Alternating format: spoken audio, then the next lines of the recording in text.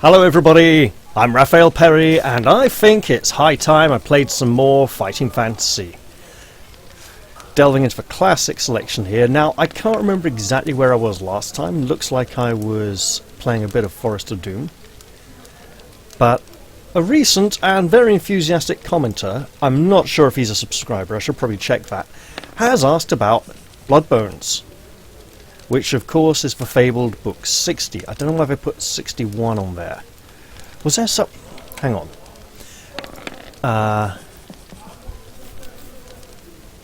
Oh yeah, of course, because 60 was the storm... what's it? Storm Slayer, I think it was. And then Bloodbones came after that, of course. Right, yeah, so basically Stormslayer and Bloodbones were the two Fighting Fantasy books that were being written at the time when the series was cancelled. And Bloodbones is one of the harder books. In fact, the chap who's requested some Bloodbones play claims to have never successfully completed Bloodbones, and in all honesty, neither have I. I've got the physical book upstairs on my bookshelf actually, and it's pretty tough going. Essentially, it's in the same vein as a lot of the later books in the series. Essentially anything from, let's say, around Legend of the Shadow Warriors up to Curse of the Mummy is insanely difficult. I mean, there are some earlier examples, right? Daggers of Darkness, Battle Blade Warrior, that's 35 and 31 respectively. They're pretty tough going. Whereas Portal of Evil number 37, not so hard. Armies of Death number 36, pretty tough going. Siege of Sardath number 49, not so bad, but very enjoyable. I haven't played that one in donkey's years. I don't even have a copy. Night Dragon, pretty tough, to be honest. So yeah. When you get up to... I mean, Legend of the Shadow Warriors is 44, so yeah, when you get into the mid-40s, up towards the late 50s, in terms of numbers on the spine, of original numbers, because when the books got republished by... oh god, what was it? Wizard Books, they decided to change the numbers, and then there was another reprint from another publisher with different numbers again. So I'm talking the original numbers because it's easier to relate to and it's the numbers they originally had. Of course, the hardest game book in the Fighting Fantasy series is Revenge of the Vampire, because it's literally impossible to complete without cheating. For those of you not familiar, it's rather simple to explain. In Revenge of the Vampire, there is a point... there are a few monsters in the adventure which can only be harmed by magic weapons, right? Early on, you are chasing the vampire, who's on the run in his carriage, being driven by his evil henchmen, and you can chase him on foot, or you can buy a horse from a local farmer. If you buy a horse from a local farmer, the greedy farmer makes you pay all your gold for the horse, so you have no money left. Regardless of whether you pursue on foot or on horse, you eventually arrive at an inn by the roadside with the vampire's coach outside. Now, you can pay 1 gold piece to rent a room in the inn, or sleep in the ditch outside and wait till morning. If you sleep in the ditch outside and wait till morning, the vampire gets away. If you walked after him and arrived, you can rent a room and investigate a little bit, but it's too late to stop him and he gets away in the morning. Oh dear. If, however, you spent all your money on the horse, you arrive early enough to actually do something about it. You are then given the option to rent a room for 1 gold piece, which you literally do not have, or sleep in a ditch. If you sleep in a ditch, you wake up late, he's gone off in his coach, you messed up. If you somehow have 1 gold piece, which you don't have because you spent it on a horse, so you literally have to cheat to take this option, it should not even be presented to you, because it's not the same section you'd arrive at if you came on foot, You can then enter the inn, investigate, find the room where the vampire's coffin is, and fight one of his evil henchmen, like a hunchback henchman, who's using a magic sword. If you defeat him, you can claim the magic sword.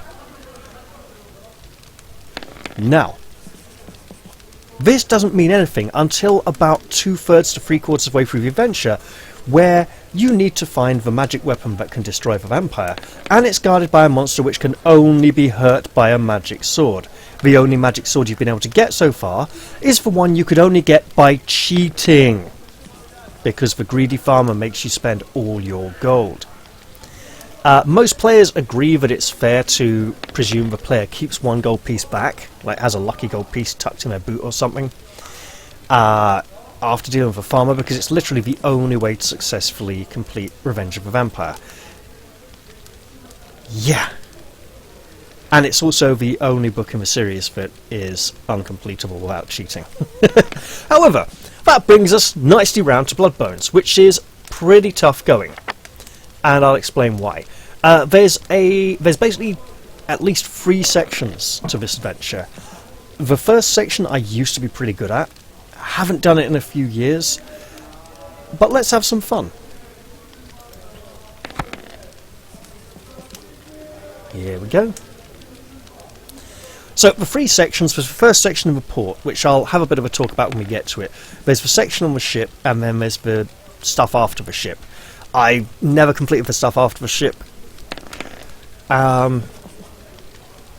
So, from my understanding, Bloodbones isn't quite like some of the later books, like the Chaos Warriors one, is it Champions of Doom or something, where basically every foe you face has skill 11 or higher. That is a nightmare of a book to try and play.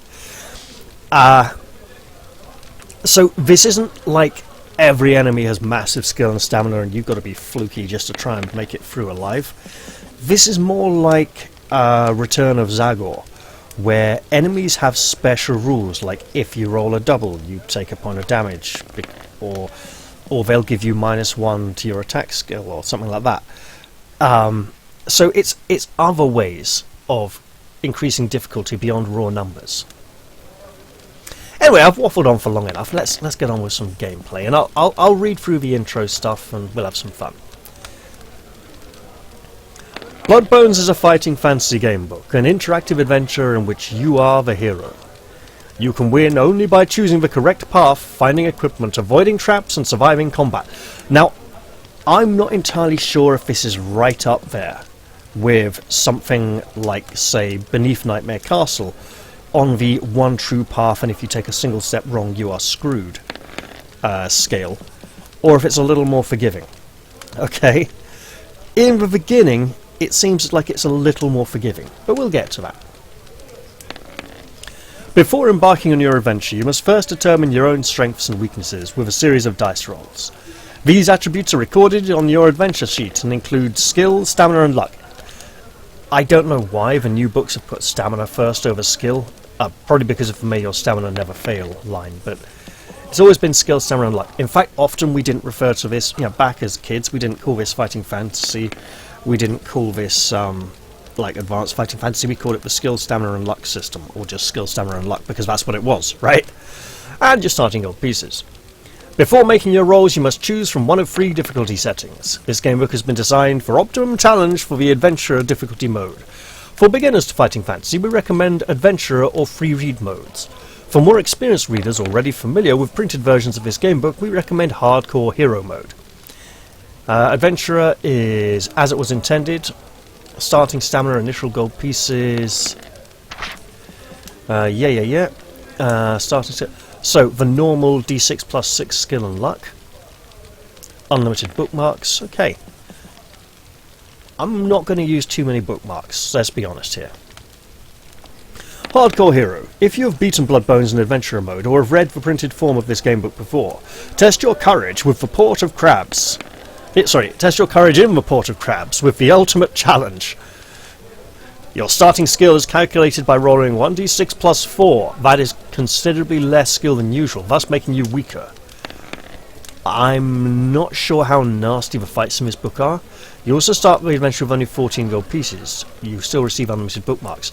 Now, I'm not going to go with Hardcore Hero purely because of the extremely low starting gold count. At the start of this book, you are basically scrounging for clues and information and trying to get as much money as possible to buy out every single useful item from the market. There is a gambling mechanic, but it's dice-based and you can easily mess it up. So starting with as much money as possible is good. Free read. Play Bloodbones like an old school cheater. No, I won't do that. I do not cheat. So, adventure it is then. I don't even need to read the rest of that. You've chosen the Adventurer difficulty mode. Before continuing, you must calculate your initial stamina. Your stamina score reflects your general constitution, your will to survive, and your determination and overall fitness. The higher your stamina score, the longer you will be able to survive. You must roll 2 dice and add 12 to the number rolled. This is then entered in the stamina box on the adventure sheet. Stamina will go up and down during your adventure, but if your stamina falls to 0, you die, and your adventure is over. If your stamina is getting low, remember to eat some of your provisions. We will roll for stamina. Okay. Middling. Not too bad. Your skill reflects your swordsmanship and general fighting expertise. The higher, the better. Your starting skill is determined by rolling 1 die and adding 6 to the number. This is then entered in the skill box on your adventure sheet. Your adventure sheet can be accessed at any time using the menu at the bottom of the screen. We shall roll for skill. Let's hope it's not like a 7 or 8. Okay, a 10 is pretty good. This chap's good with a blade. He's not the toughest. Oh yeah, we get to do we get to do like a portrait, don't we? Yeah. This is a piratey adventure, so actually that's not a bad one. Actually, and the hat kind of fits. Rhino Man. Okay, let's see. Oh, good old Decion Strom. Okay. Let's go with this one. Nice thick hood to keep out the storm, lean face, which goes with his high skill and low luck. And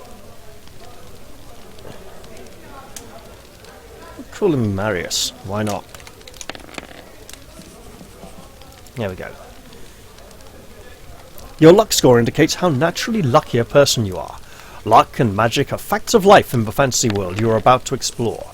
Your starting luck is determined by rolling 1 die and adding 6 to this number, just like skill. This is then entered in the luck box on your adventure sheet. Hooray! Luck 12. We are lucky. We are extremely lucky. Now determine your starting number of gold pieces. Absolutely. The amount of gold pieces in your possession is determined... Sorry, I was going to put on your person. Blah, mouth. It's 2:45 in the morning. What do you expect? And adding 12 to the number. This is then entered into the gold pieces box on your adventure sheet. Random starting money. Okay, 20. I think we want about 20 or 30 to get all the stuff we need. You must prepare your adventurer's equipment. At the beginning of your adventure, with a sword, backpack, tinderbox, gold pieces, and a lantern... Sorry, you begin your adventure with a sword, backpack, tinderbox, gold pieces, and a lantern to light your way.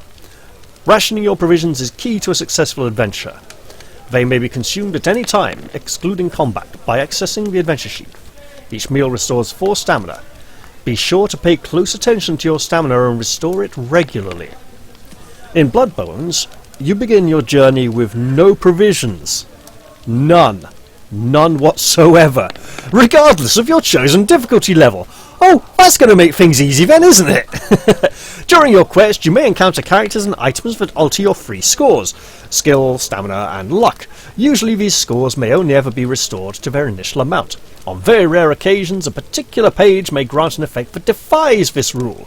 Aside from these occasions, some magic items will also allow you to exceed your initial scores. Generally that only applies to luck. Somewhat more rarely to skill, never to stamina, in my experience. Aside from these occasions, some magic cameras are yeah. Once you've readied your equipment, there's one more thing you should know. During the adventure, you will notice that hours will pass at key points, usually when you've been doing something for a considerable length of time. In my experience, this only applies to the initial section in the port at the beginning of the adventure, where it's either an 8-hour limit or a 10-hour limit. This is very important, as will become apparent as your adventure progresses. Try not to allow too many hours to pass. Onward to adventure! And now I'm going to get my ass kicked. Tell you what, those are such good stats overall. I'm probably going to slap a bookmark in right near the beginning. And so that if we perish, it might be worth a second chance at life.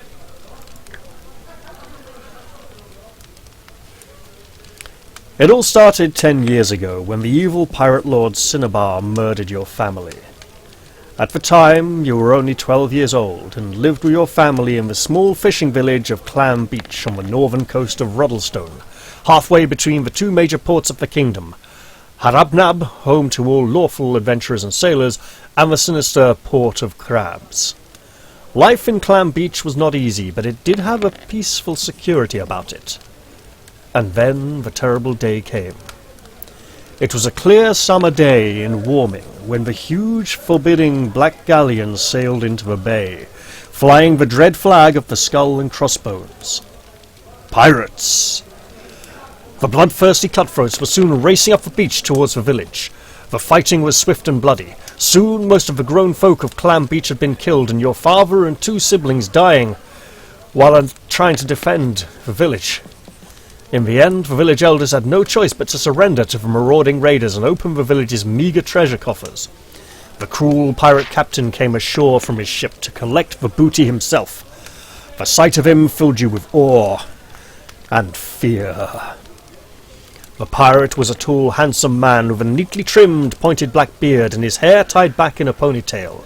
He was dressed in the clothes of a nobleman, with a fine scarlet coat trimmed with gold braid and wearing a large tricorn hat. At his waist hung a gleaming cutlass, and you could not help noticing that on the back of his right hand was tattooed the image of a grinning black skull. When the raiders had finally gone, filled with feelings of hatred for those who had murdered your family, you asked Ragai, the village soothsayer, who the pirate captain was. "That villain is one of the most evil men ever to sail the 7 seas of Titan," was his vehement reply. "He is one of the most feared pirate lords of our age, a creature without remorse, a murderer, a follower of the bloodthirsty voodoo death god Quezcari, whose mark is the black skull. He is Cinnabar, but because of the terrible atrocities he commits, he is known as Bloodbones." From that moment you vowed that one day you would have your revenge on the evil Cinnabar. Your mother became ill soon after that dreadful day, and 3 years later she died. On your 16th birthday you left Clam Beach and made your way to Harabnab, gaining the position of cabin boy on a ship travelling to the distant continent of Alancia. For the last 6 years you have sailed all across the globe, but you never forgot the promise you made to yourself a decade ago. Oh, this is like that kind of, it's not quite a pirate novel, but it is basically, it's in 2 parts. I can't remember, hang on, I should know this. It's a weird one, I'll tell you that.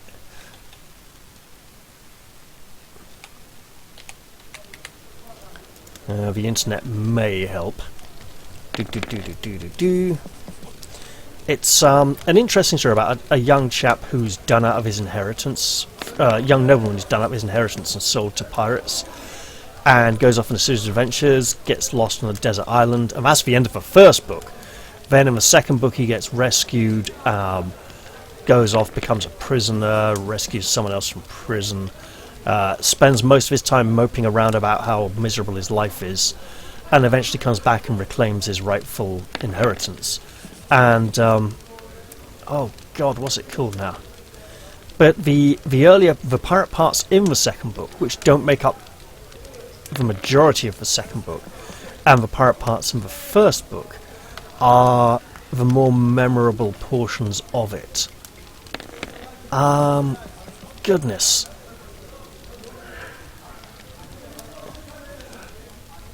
I want to say the novel's actually called Black Bartlemy's Treasure. Yeah. By Geoffrey Farnell. That's the one. Isn't the sequel Martin Conisbee's Vengeance? Martin Conisbee is the main character. Yeah. Yeah, that's about right. Oof. It took some searching to find that. But this section here really has reminded me of that. Anyway, sorry for the divergence, let's get back to it, shall we? Over many voyages, you've tried to learn as much as you can about the rogue captain. You discovered that Cinnabar's galleon, the Virago, is frequently seen sailing in the waters around Nankunu Bay, and that he has a hidden base somewhere close to the Port of Crabs. You have gleaned as much information as you could about the notorious city, and so, when you decided you were at last ready to confront your enemy and the chance of passage on a merchant ship sailing to the Port of Crabs came up, you leapt at the opportunity. Vengeance, you are sure, will soon be yours. The Port of Crabs is a haven to every pirate, buccaneer, and freebooter who ply their trade off the coast of the Kingdom of Ruddlestone in the Old World. As you stand at the prow of the merchantman looking towards the land, you can make out the ramshackle jumble of buildings of the infamous city and the outline of the old fort that stands above it like some ancient crumbling sentinel. The merchantman bumps against the stone jetty and you quickly disembark.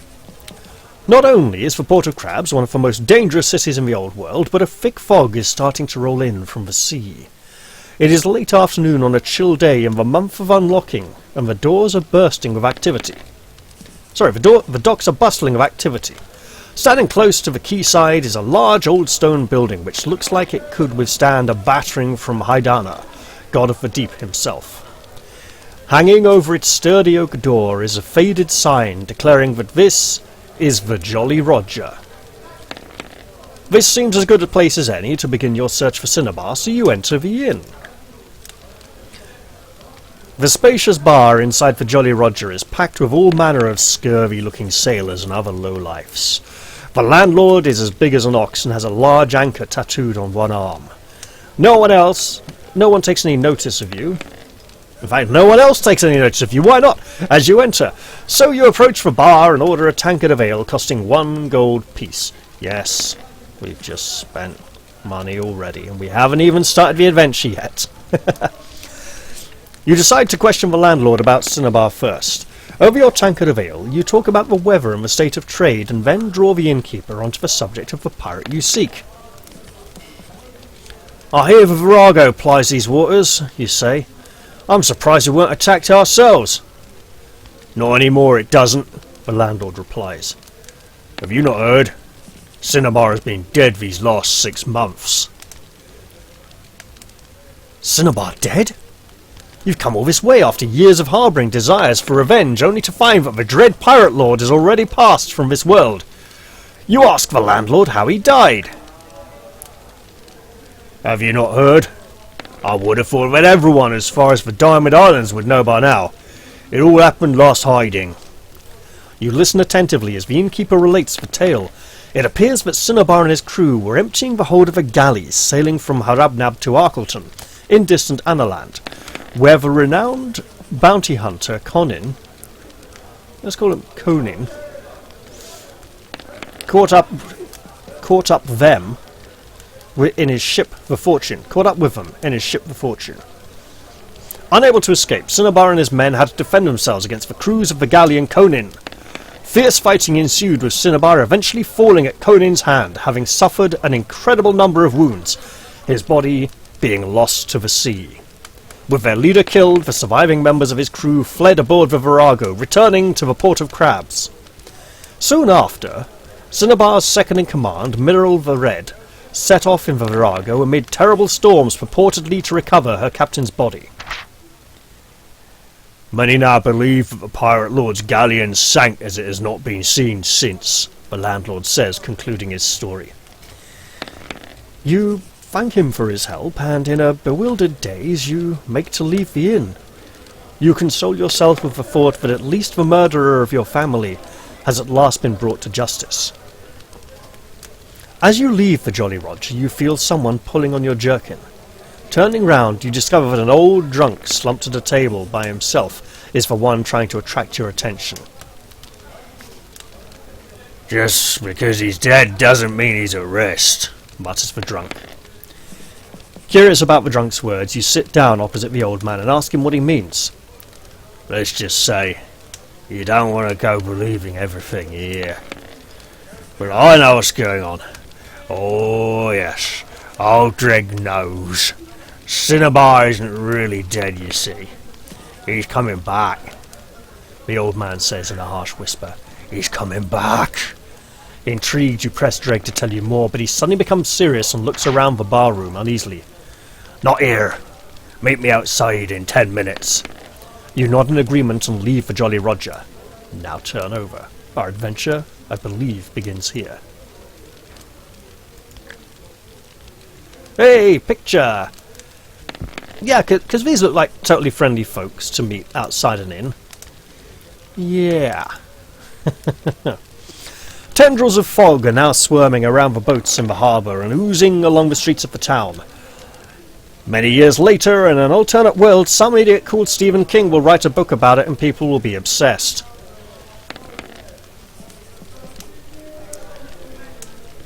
When the 10 minutes are up, you quickly return to the Jolly Roger and sneak down the side alley next to it. In the mist and shadows at the end of the narrow alleyway, you can make out 3 figures standing over a 4th, cowering on the ground at their feet. Wasting no time, you draw your sword and dash towards them.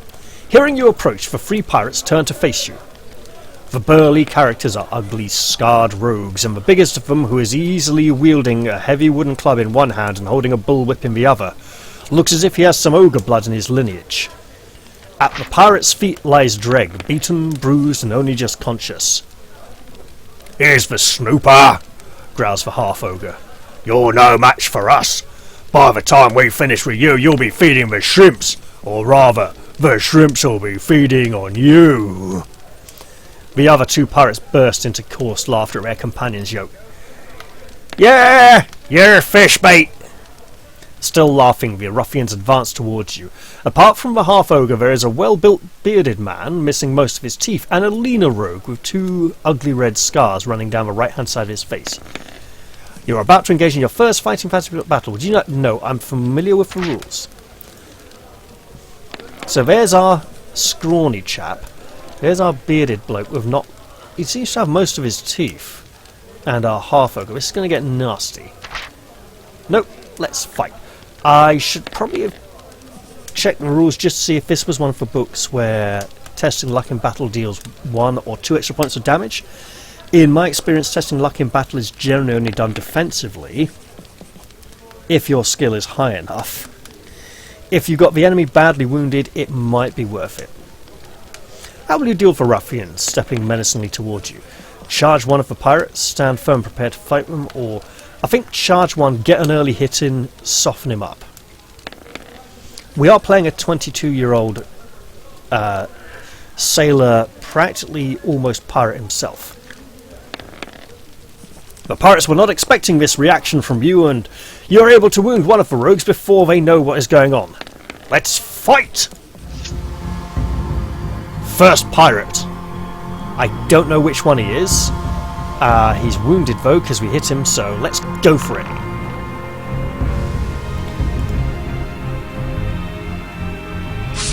Yeah, this should be fairly easy. Nope, fight on. No luck to use here. And one more time. I think he's down for the count. He falls gurgling to the ground, spilling his guts. You have defeated the first pirate. You must now face second pirate. Not the second pirate, no, just second pirate. Who's not as tough, so he's probably the skinny one.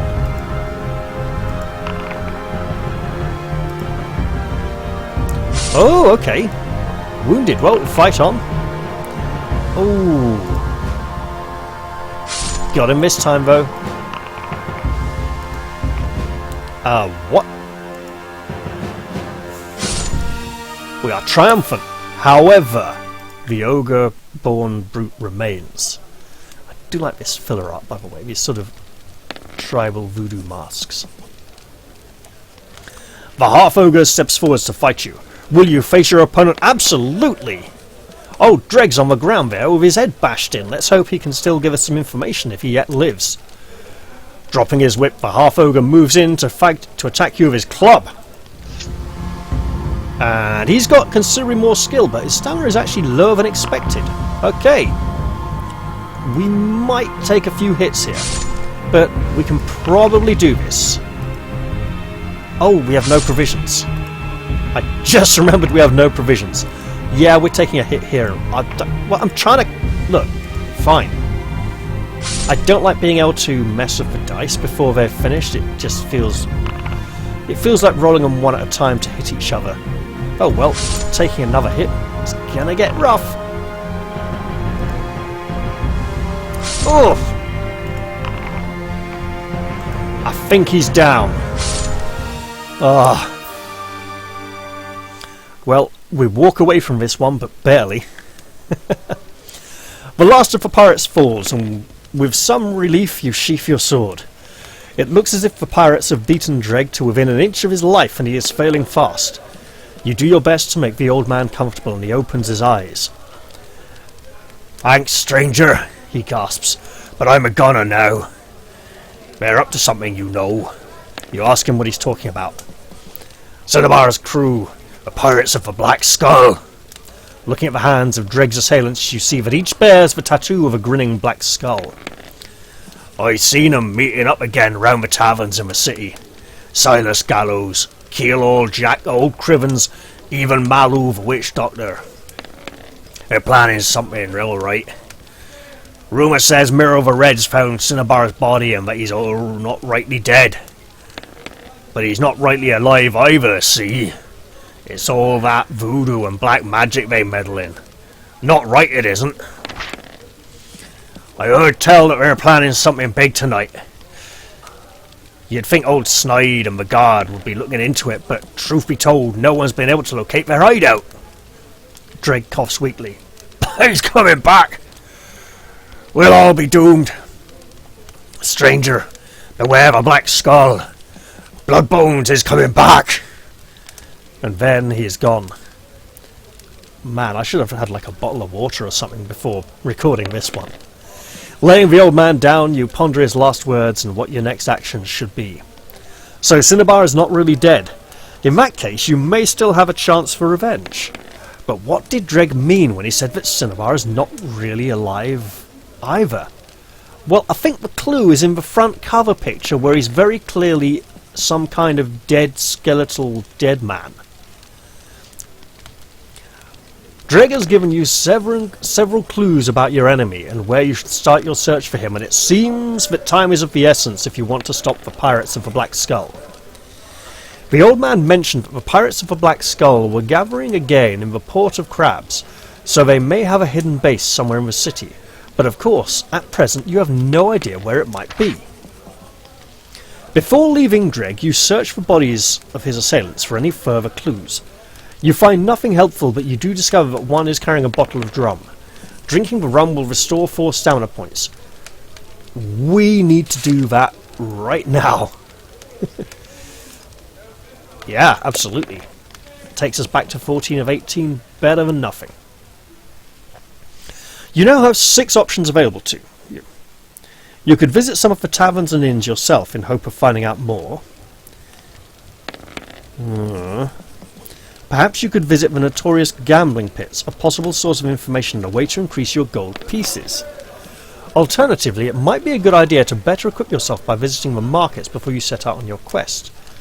You could try to find out more about the Black Skull and the cult of Quezcari. Then again, although Governor Montago has certainly allowed the port to remain safe, haven for buccaneers and freebooters, you may do well to get the help of the authorities against Cinnabar. Or you could take the direct approach. Abandon your search for further information and instead look for the pirate's hidden base. Right. We ain't looking for pirate's base till we know where it is. The governor is fairly useless, and it's just a waste of time. Furthermore, Because this is a computer adaptation, I'm not sure how visibly they're going to track the hours spent. Come on. Come on. So, no information here yet. Hopefully we will get information on that. But from what I can remember, we don't have time to visit everywhere. We have time to visit 3 or 4 places. And we need a lot of money when we go to the market. So essentially, this is where I'm going to drop a bookmark, right? Absolutely, yes. So, this is what I said about the early portion of the book, the section in the port. You don't have to go to an exact number of correct places, but there are a certain number of wrong places you should not go to. Don't go looking for the base until you have a good idea where it is. Don't go to the governor. So we got 1, 2, 3, 4 options. And I believe we only have time to do 3 of them.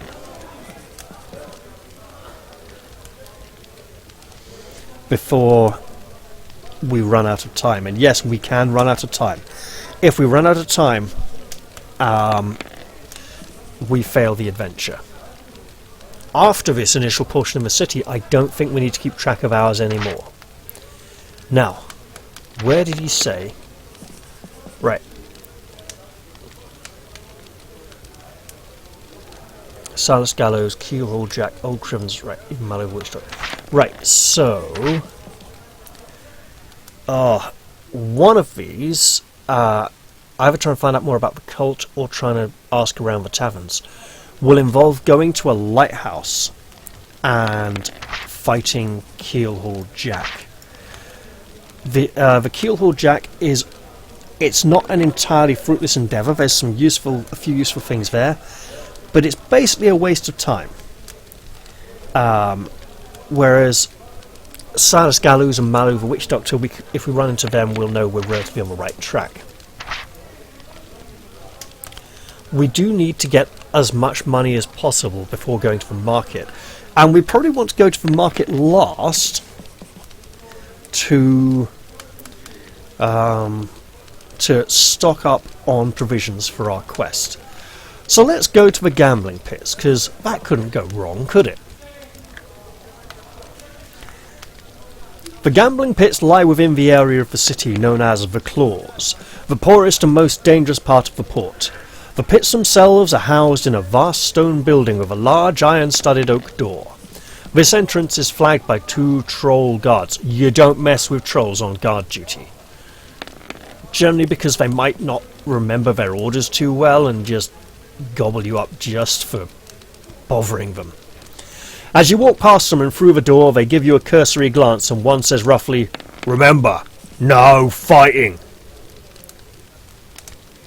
So if one of the pirates attacks us in here, we aren't allowed to fight or we'll get into trouble. This is something to remember. Inside the gambling pits lie under a thick cloud of pipeweed smoke and are packed with the unsavoury and roguish clientele you would expect. Mingling the crowds, you check out the different games that are on offer. After a brief look around, you discover 3 that interest you. Which will you investigate further? The Arrow of Providence, that's a spin the wheel, and that is the one I think we actually have to play. Calabrius's Calculator, or the Amazing Amano. We'll go Calabrius's Calculator because this is a maths puzzle. Popular in fighting fantasy books.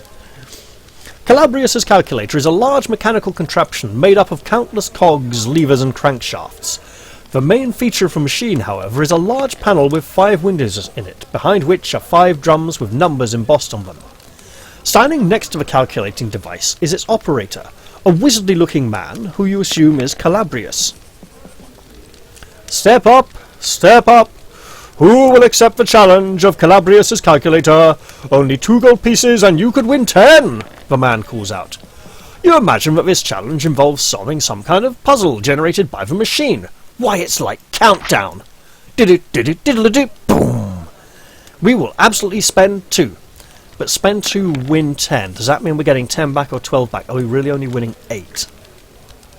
Ah, a contestant, Calabrius exclaims. Come forward, don't be shy. Now, where's your money? You hand the man your 2 gold pieces. Calabrius moves to the side of the huge calculating device and pulls... Sorry, I was slowing down as I was noting that things are greyed out here. And pulls a lever. There is a lot of noisy clanking and the number drums spin around at great speed. Gradually, one by one, they come to a stop behind their windows, the last one revealing itself to be blank, so the panel looks like this. 1, 9, 25, 57, and a blank! The calculator has devised its cunning conundrum. This machine can baffle even the greatest minds in Ruddlestone. Can you work out what the next number in the sequence should be? Okay, 1 times 1 is 1, 3 times 3 is 9, 5 times 5 is 25, 7 times 7 would be 42, 49. Oh, hang on, that's... Hang on, 1, 3 3s, 5 5s. 7 7s would be 35, 42, 49.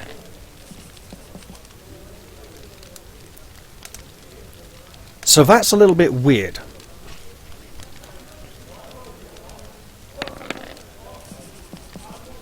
In that case, maybe we're adding.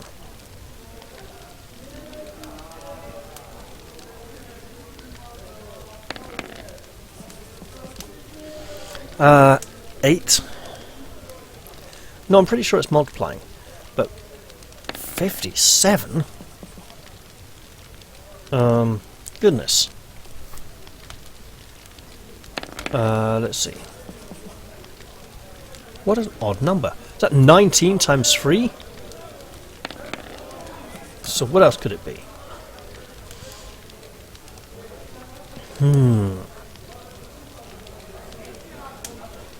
That 57 looks erroneous. Okay. 3 3s, 5 5s, 7 7s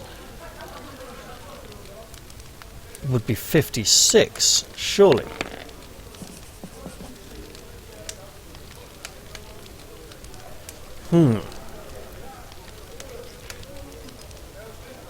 Wait, no, that would be 8 7s.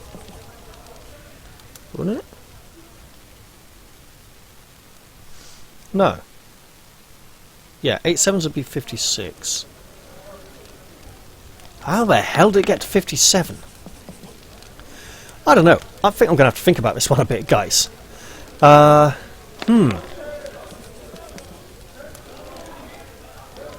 Look, it's 3:15 in the morning. I'm clearly not thinking straight. But I am thinking of going upstairs to check if the options are the same, if the numbers are the same in the physical book, because that might have changed.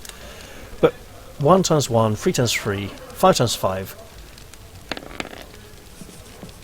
Blah! 57? That doesn't make sense.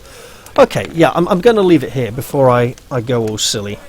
Hope you all enjoyed this episode, and I'll look forward to seeing you all in the next one. Thanks for watching, guys, and bye-bye.